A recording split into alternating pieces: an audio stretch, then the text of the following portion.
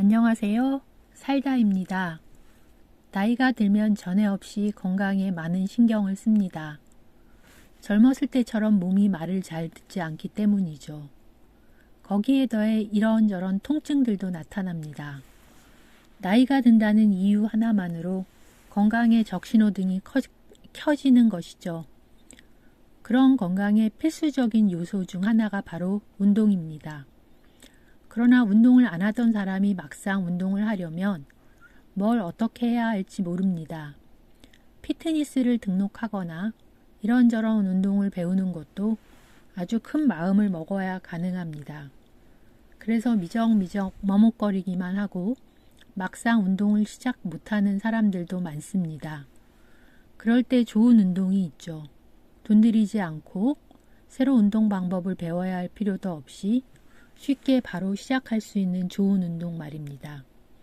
바로 걷기입니다. 그래서 나이 드신 분들이 걷기 운동을 많이 하시는 걸 볼 수 있습니다. 저도 건강을 위한 운동으로 주로 야외에서 걷기를 많이 하는 편입니다. 걷기 운동은 큰 힘도 들지 않고 부담이 없어서 좋습니다. 집 주변도 걷고 산책로도 걷고 시장이나 마트도 걸어 다니고 어떤 날은 그냥 정처 없이 아무데나 걷고 길이 있는 곳 여기저기를 쭉쭉 걸어 다닙니다. 걸으면서 햇빛도 쬐고 바깥 공기도 들이마시면 건강에 일조했다는 느낌이 팍팍 듭니다. 올겨울은 유난히 포근해서 야외 운동하기에 좋은 날이 많았습니다. 봄날이 온 것 같다는 이야기를 많이 하더군요. 따스한 햇볕을 받으며 걷다 보면 계절을 착각하게 되기도 합니다. 그러나 아무리 포근하다 해도 겨울은 겨울, 한 번씩 기온이 뚝 떨어지는 추위를 피할 수 없는 게 겨울 날씨입니다. 올겨울도 야외에서 걷기가 부담스러운 날들이 좀 있었습니다. 그렇게 추운 날 늘어져 누워서 유튜브를 보다가 운동 채널에 꽂혔습니다. 1시간 걷기 대신 이걸 5분 하세요. 아니 10분 하세요. 라고 하면서 올라오는 영상도 많았고 동작도 굉장히 다양했습니다. 늘어져 있다가 혹 하더군요. 소개하는 동작들이 실내 운동이라는 점도 매력적이지만 짧은 운동 시간이 더욱 솔깃했습니다. 사실 걷기 운동은 보통 1시간 정도를 권장하니까 필요 운동 시간이 짧은 편은 아니죠. 유튜브를 계속 보며 보이는 여러 가지 동작을 바로 따라해 보았습니다. 주로 다리 운동이 많았습니다. 대퇴부, 즉 허벅지 쪽의 근육 강화가 특히 중요하다고 하더군요. 그렇게 여러 가지 동작을 따라하고 다음날 다리 관절에 작은 통증을 느꼈습니다. 심하지는 않았지만 근육의 통증이 아닌 관절의 통증이라는 것이 포인트입니다.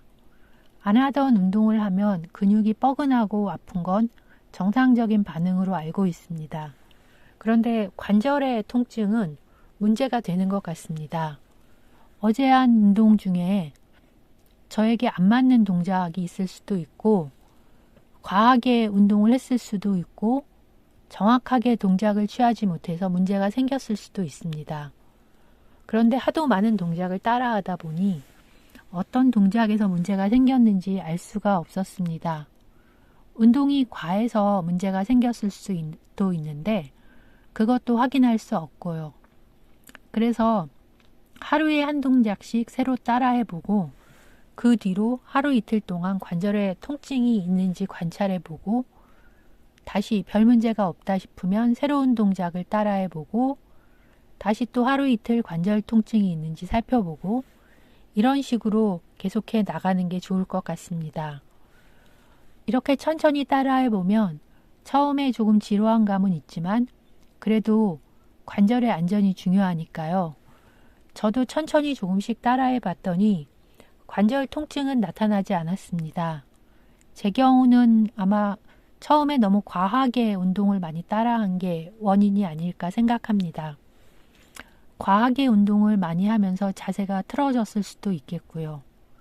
정확히 뭐가 원인인지 말하라면 어렵지만 중요한 건 관절의 통증이 없어졌다는 점이죠. 건강을 위해서 하는 운동, 건강에 해가 되면 안 되겠죠. 욕심 부리지 말고 차근차근 몸 상태를 관찰하면서 운동을 시작하면 역효과를 피할 수 있을 것 같습니다. 모두 건강합시다. 좋은 하루 되세요. 살다였습니다.